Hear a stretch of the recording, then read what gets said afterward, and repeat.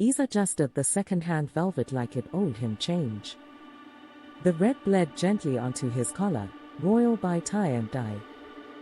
"Your Majesty," Odobu whispered from the side, tilting a ring light against the dying afternoon. "Camera done near live. Just small flash and we go start." The generator coughed an elder's cough, and then held its breath. The ring light dimmed to a candle's opinion. Through the half-shuttered windows of the throne room, Umuogi's light shifted bronze, as if the sun wanted to watch the press conference without paying levy. Eze looked into the lens, saw his reflection wearing expectancy, and a slightly pink neck, and smiled the smile he reserved for national holidays, and visiting dignitaries, who came with envelopes. "My people," he rehearsed, enunciating each syllable as if it were taxed, "we enter season of prudent majesty. We go cut cost, Obi," said Lolo Amaka, not looking up from her meat list on a slate board, finished the sentence when Jen stopped playing stubborn. "It never stopped," Odobu said, hopeful. The generator sighed again, a baseline of regret, and died into complete honesty. Odobu threw the main switch with the solemn air of a theater stage manager who had broken the fourth wall and the fuse at the same time. Eze breezed in with a tripod and an expression that could monetize irritation. "Daddy, if we no get light, we for at least get narrative. We are not poor, we are minimalist. Look at me, royal minimalism. It fits. Hashtag. Prudent majesty is already available." Lolo gave Eze the look that had powered the palace through 2 epidemics and a difficult cousin. "Narrative cannot boil water, Ada. Hot narratives exist," Eze said, and set the phone to capture in low light. "We will shoot B-roll. Rustic elegance. Candle ambience. Elegance no day sweat," Odobu said, mopping his face with a ceremonial handkerchief that had seen both weddings and one unfortunate boat christening. "See as heat day turn my brain like fried yam." The goat, the palace's unofficial minister of sanitation, wandered in through the side door with the unhurried authority of an elder who owned every corridor and some of the courtyard. It sniffed the air, decided that cardboard tasted better than power, and began nibbling the edge of a box labeled press statements, final. "Who leave the box for ground?" Lolo asked, not loudly. The room reorganized itself around the question. There had been a whisper that morning, the kind that wore perfume and debt. The treasurer had asked for a word in a corner, then lowered his voice until it had to be lifted back up. "Overdraft," Eze had said, still tying his red cap with care. The cap's inner lining was not designed for a head that insisted on being the center of gravity. "Small overdraft we can massage." The treasurer had inhaled, a receipt in human form. "Banks say they want meaningful movement. And vendors declare for bursary. Also, Your Majesty, small matter, never go soon visit with letter." "Letter?" Eze had blinked. "From Nepa." "For what?" "For the lights we have been remembering," the treasurer said. "They say make we remember to pay." So now the camera blinked red and then blinked nothing. Eze's battery bar glowed at 1%, the number that tests faith and marriages. Outside, the town's evening gathered in the market, the slow hum of bargaining plus gossip drifting like incense. "Fine," Eze said, standing. He felt grandeur slip from his shoulders, and tug back like a stubborn child. "We will announce in the square. The people must see their king in natural light. It is economical." Outdoor press conference, Eze translated, typing in a WhatsApp group, "Palace media crew, no leaks a beg. New plan town square. Lean aesthetic. Bring the microphone that works by shouting." Lolo lifted a cooler and placed it by the door.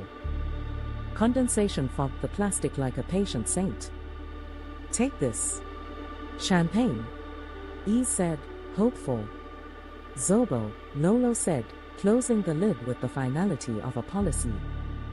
If you cannot drink what they drink, do not pronounce on what they must not spend. They processed, not in pomp but in perseverance, Eze in his almost red robe, Lolo with the cooler, Eze with the tripod, Odogwu with a folded plastic table under his arm like a shield. The goat came along because it believed in access. The town square took them in the way a river takes a pebble, making space exactly for its size. People gathered, market women with measuring eyes, youths with curiosities awake on their faces, elders with proverb-shaped mouths, Chief Chop Life hovering near the palm wine stand, like a headline waiting to happen. On a wall, someone had chalked a ledger, Clinic Diesel, pending, borehole valve, pending, Royal Viewing Center subscription, overdue. Someone had drawn a small sad face beside the borehole. Someone else had added a mustache to the sad face because mischief is cheap and everywhere. Eze mounted the plastic table. It bowed slightly but held, like faith. He raised his hands in the gesture of benediction and bargaining. "My people of Umu Obi," he began, and the square quieted just enough for the generator in the next street to be heard complaining about its existence. "Today, we enter season of prudent majesty. We go cut cost, but we no go cut sense." Murmurs, the quick arithmetic of hope. Lolo passed him a cup of zobo. He took a ceremonial sip. It stained his lips the exact hue of somebody's hustle. "We will reduce convoy," he said. "From 8 cars to Kiki," a youth supplied. Laughter rolled. "Make siren learn humility," someone added. "We will," Eze glanced at the chalkboard. He had insisted they write public notes recently, not quite transparency, more a flirtation with it. "We will prioritize Clinic Diesel over Palace air conditioner. Water before Wi-Fi," Ijoma, the market queen, called from the front. Her voice carried the authority of exact change. "And no new levy without better roof." "Agreed," Eze said, feeling a strange lightness beside the loss. "We will cap levies. We will publish an outline." Chief Chop Life clapped slow, like a man pricing claps before paying. "Your Majesty, who eat the money we no see? No be question, na inquiry." "Chief," Lolo said mildly from her place, beside the cooler, "we are in the announcement phase. Inquiry gets separate day." Eze had found an angle where the light fell like blessing. She raised the phone again. "Daddy, give them the line. The one we discussed." Eze nodded. He could feel the town watching, not as subjects, but as people evaluating a claim. He cleared his throat, which in that moment had the exact texture of pride grinding against necessity. "In this season," he said, looking at the women with pepper-stained fingers and the boys with shirts that wanted to be jerseys, "we must cut cloth. But we must not cut sense. Class no be cash. Dignity no be generator. Maintenance is sexy." He paused. "A beg write that last one down." A ripple of laughter. The goat, bored by rhetoric, nosed against a stack of printed statements on the edge of the table. The top sheet fluttered down, and the goat ate it as if answering a call. "Evidence done, enter bell," someone said, and the square collapsed happily into the kind of laughter that resets a crowd. "Let me be plain," he said, riding the humor back into gravity. "Overdraft day. Vendors day shout. NEPA day compose letter. I fit hide, form committee, call ritual of prosperity. But I go just talk true. We no go die. We go fix. Small small.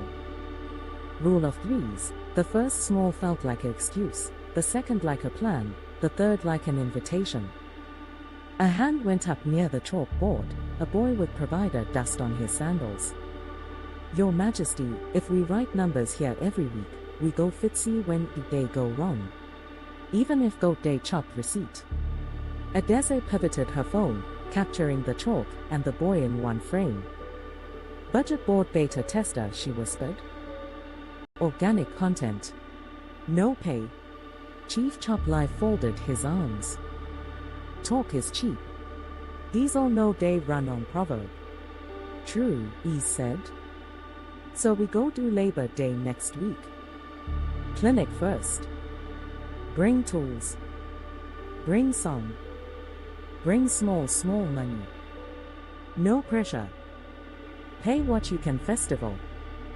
Festival without rice. An auntie called, half teasing, half an eventual invoice. Rice fit come, Lolo said, her smile thin and warm. But no transport of pepper invoice this time. Let volunteers volunteer. Auntie, Ijoma added, bring your seasoning. We get the rest. The square shifted, a mass deciding to become a movement. The ring light, carried by Odogu like a torch of defeated modernity, caught the last honest flare of the sun's back before it dipped. Eze looked at the light, at the faces, at his robe that had chosen a new shade of red on his neck, and felt the soft life part of him put up a fight, and then sit down. Also, he said, more softly, from today, no palace champagne, until the clinic light stays on overnight. Zobo first. There was a silence, not awkward but full, the kind that holds solemn agreement without needing orchestra. In the front row, a small girl in a school uniform that hoped for another year lifted her plastic cup and said, "To maintenance." "To maintenance," the square answered, laughing at itself and then believing. On the wall, someone drew another line on the chalkboard, "Festival of Small, Saturday." A Eze film that a chalk stroke like a miracle was being signed for. The goat belched. "Please," he said to the goat, "allow me one document." "If proverb they confuse you," Odobu murmured beside him, "check generator oil." "Today," he said, and felt the weight of a crown become the shape of a promise, "we start with honesty and end with borehole water. After that, we negotiate with NEPA like civilized human beings." Chief Chop Life nodded, once a small concession disguised as fatigue. "If we happen as you talk, I go bring my own spanner." "Bring receipt too," Ijoma said, and the laughter rose again. The wind turned in the way that markets understand, carrying the smell of ripe plantain and a hint of rain. Eze took another sip of Zobo. It tasted like hibiscus and effort. He raised the cup. "Crown no be Wi-Fi," he said. "No connect anyhow." The square did not cheer loudly. It hummed a quiet understanding.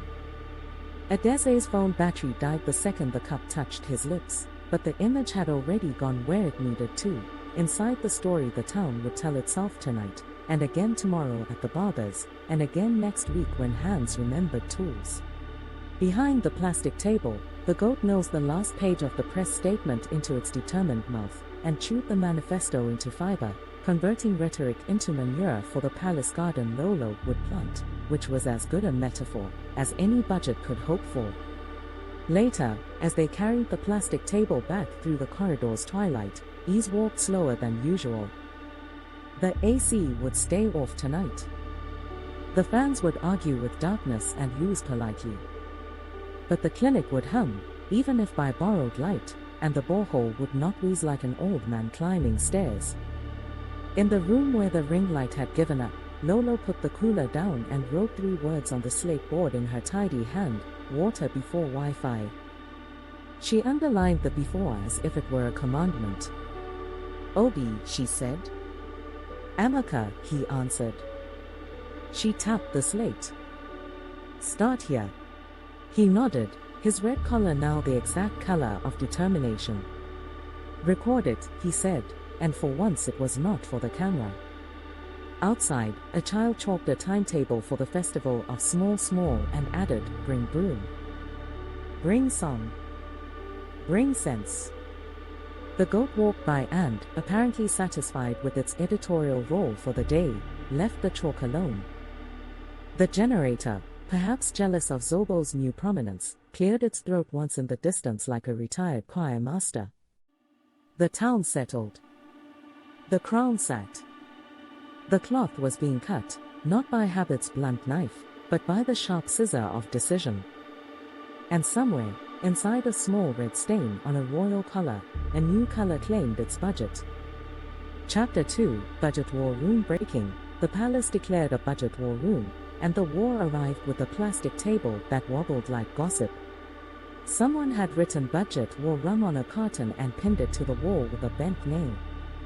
A mosquito coil smoked in the corner like a ceremonial fog machine of humility.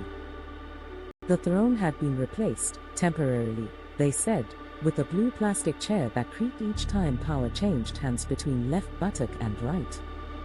On the table, 2 calculators, one missing its zero key and the other with a solar strip that had given up on the sun, plus a glass bowl of holy water with a palm frond, and a bowl that used to call choir practice.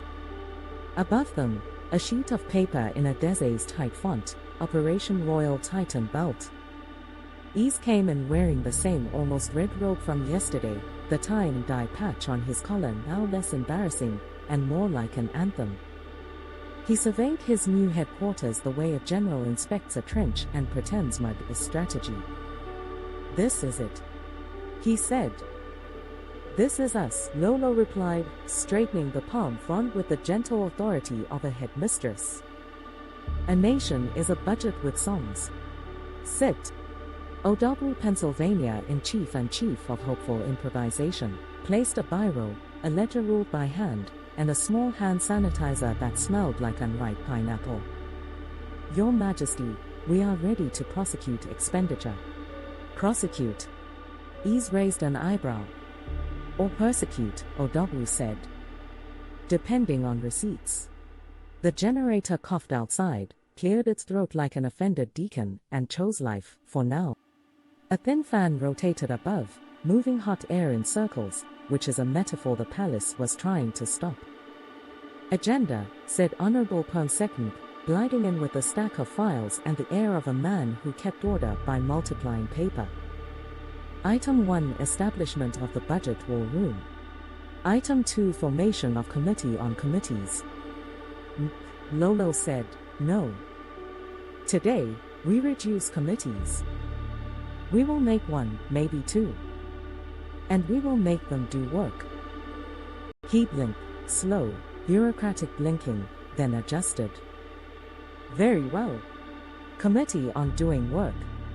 Eze rolled her eyes and opened her laptop. The battery made a quiet Last Supper sound. She pivoted to her phone. "Okay. We are live for socials in 15. Daddy, remember, we are minimalist, not poor. Our aesthetic is lean governance." "Lean governance must not lean on lies," Lolo said. She slid a small envelope toward Eze. It contained yesterday's chalkboard photo: clinic diesel, pending, borehole valve, pending, viewing center, overdue. Underlined thrice by a child's certainty. "We handle diesel first," Eze said, finding courage somewhere in the cheaply glorious creak of the plastic chair. "What is our current balance?" Silence. Shuffled. Papers rustled. The zero-less calculator regarded them like a judge who had forgotten his glasses. "Sir," Odabu said at last, "the balance. It no day carry 0. "What does that mean?" Eze asked. Odabu pushed the broken calculator forward. The face was scratched, the solar strip a museum piece, the zero key an absence that stared like an accusation. "We can still add," he said, "if we improvise the 0. "How?" He produced a bottle cap with a neat 0 written in marker and placed it on the calculator where the key used to be. "When you want to type 0, you press this one with feeling." Eze could not help it. She laughed, a bright, helpless sound, then clapped a hand over her mouth. "Content," she whispered to herself. "But also crisis. Is this our serious tool?" Eze asked, amused against his will. "Not yet," said a familiar voice from the door. It was Hugo, the tech bro nephew, carrying a wooden frame threaded with broomsticks and bottle tops in red and white. He held it like a relic. presenting the Treasury stabilization device. Lolo regarded the contraption. Abacus, she said. Modern abacus, Ugo corrected. Recycled, community-sourced. Sustainable. He set it on the table with ceremony. The bottle tops clicked against each other with the small confidence of small money. Red 10s, white 1s. It looked like a child's toy, until he moved a bar and the columns shifted in neat, controlled arithmetic. Why not a spreadsheet? Eze asked. Light, Ugo said simply. And we need people to see the money moving with their eyes. This one educates as it counts. He's leaned in. The bottle tops had labels, beer brands, sachet water, a faded one that once said imported milk. The broomsticks had been sanded smooth. Along the top, Ugo had engraved with a soldering iron, clinic/borehole/school/palaceman. He said, and before he could stop himself, maintenance is sexy. Write it down, Eze murmured, already filming. The generator grumbled, the fan negotiated with humidity, and for a moment the room felt like a classroom that wanted to be a country. Inciting Wahala arrived like it always did, in a bowl.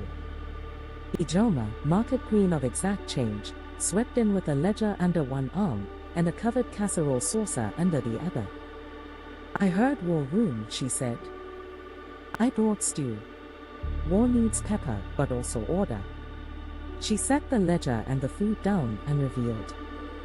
Your Majesty, she said, we go help you count. But we no go accept magic.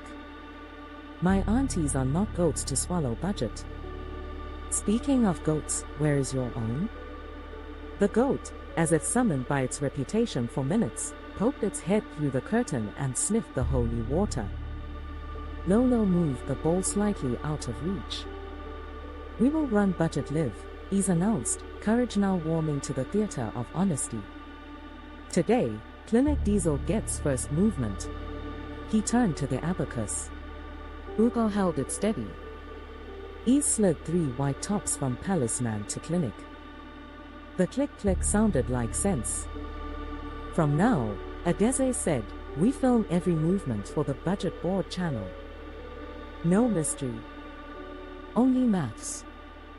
Maths with holy water, Dibiampuru said, entering with the kind of smile that charges consultation fees, gold preferable, cash accepted. He saw the ball and nodded. Good. Finance without blessing is like jollof without leaf. It will swell but not settle. We will bless after we count, Lolo said. Escalation came like a parade. Vendors lined against the wall, loyal to invoices and time. Began distributing numbered tags made from carton. Contractor 1. Contractor 2. Your tag is upside down because your last receipt was upside down.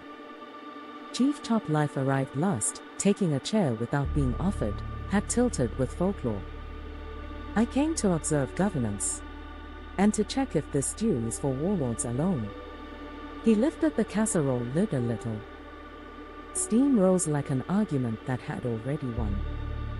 He smiled. Proceed. First item, Eze said. Diesel, clinic, urgent. We allocate 50,000. Your Excel? Chief Chop Life asked. Our abacus, Ugo replied, and moved 5 red tops with careful flourish. Click. Click. Click. Click. Click. Top Life blinked, a status symbol meeting reality. Ah, he said. This governance is now bottle top. Transparent bottle top, Ijoma corrected. Even deaf person day here am. Culture met modernity at the table. Eze wanted a Google sheet, elders wanted a proverb, the Dibia wanted a hymn. Eze chose all 3, but in order, count, then proverb, then hymn. He slid 2 more whites from Palaceman to borehole valve. Water before Wi-Fi, he said. The room nodded, caught in the ease of saying a true thing that cost something. Cultural clash sharpened when the perm sec raised a hand. We should form the committee on decimal points, he proposed. No, Lolo said. We should form discipline. He adjusted. Committee on discipline. Lolo, Eze murmured, lips close to smile, be kind. I am kind, she said. To reality.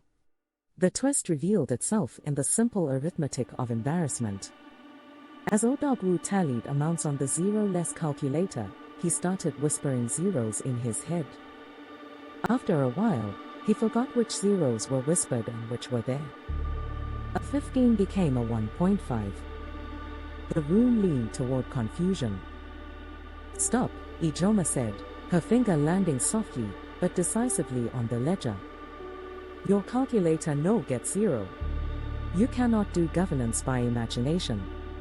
Odogwu lifted his bottle cap key. We have alternative zero. Alternative zero no be the same as zero, she said. Bring light or bring abacus. They brought the abacus.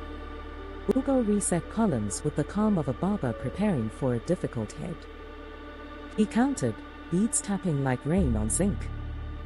This is the total, he said, and it was the total, unnegotiated and therefore a little offensive. Eze filmed the moment the room traded pretense for bottle tops. Later, she would post it with the caption, from shadow math to street math. But for now she watched her father's face learn a new angle of leadership. Okay, Eze said, and his voice carried the weight of a crown trying honesty on like a new robe. No palace fuel today. Clinic first. Borehole second. School feeding small. Palace maintenance, we go sweep by hand. Your Majesty, Chief Choplife drawled, the way a man drawls when he wants to hide a concession in a joke. I will donate 1 drum of diesel. It will be written from loyal opposition, with conditions. What condition? Lolo asked. That the abacus stays, he said. It humiliates everyone equally. Laughter cracked the room's stiffness. Even the dibia smiled and sprinkled a little water in the bowl, whispering something that sounded like a prayer for arithmetic. Then the goat made its contribution to political education. It reached, lit the bottle cap zero, and swallowed it. Evidence done enter bell, Odogwu announced from reflex.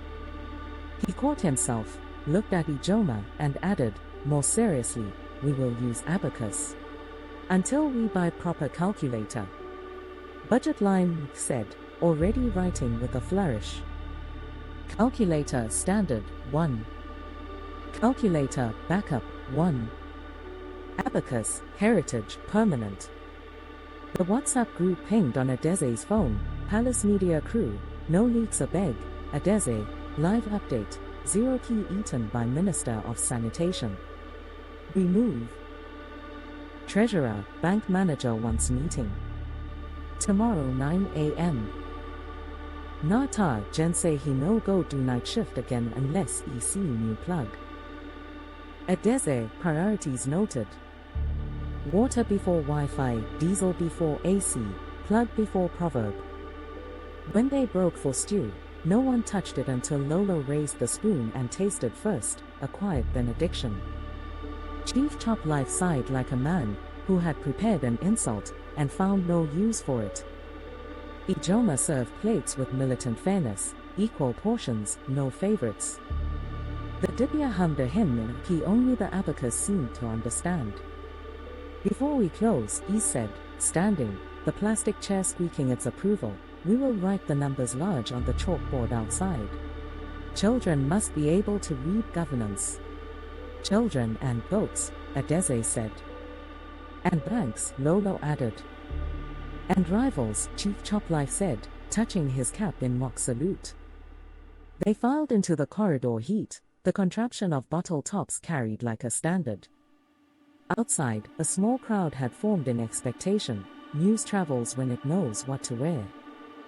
Eze took the chalk and wrote, Clinic Diesel, 50,000 borehole valve, 20,000 school feeding, 10,000 palace man, 0, For now the children read it aloud as if it were homework. The aunties nodded as if it were market price. Someone started a call and response, who get money? Abacus go talk Eze panned the phone across faces and the board and the abacus, the shabby beauty of transparent arithmetic. Maintenance is sexy, she said into the mic. Say it with me. They did. It sounded ridiculous and then it didn't. Back in the war room, the fan kept moving air in circles, but the circle had widened. Ugo mounted the abacus on the wall with 2 nails and a promise to attach a small padlock. Eze called it vintage. Odogu called it okirika that still get original owner stubbornness. Lolo ran her fingers across the velvet, lifted a corner, and found the label dry clean only, do not sweat. She looked up at her husband, at the Harmattan sun already shining like gossip. Try not to be human today, she said.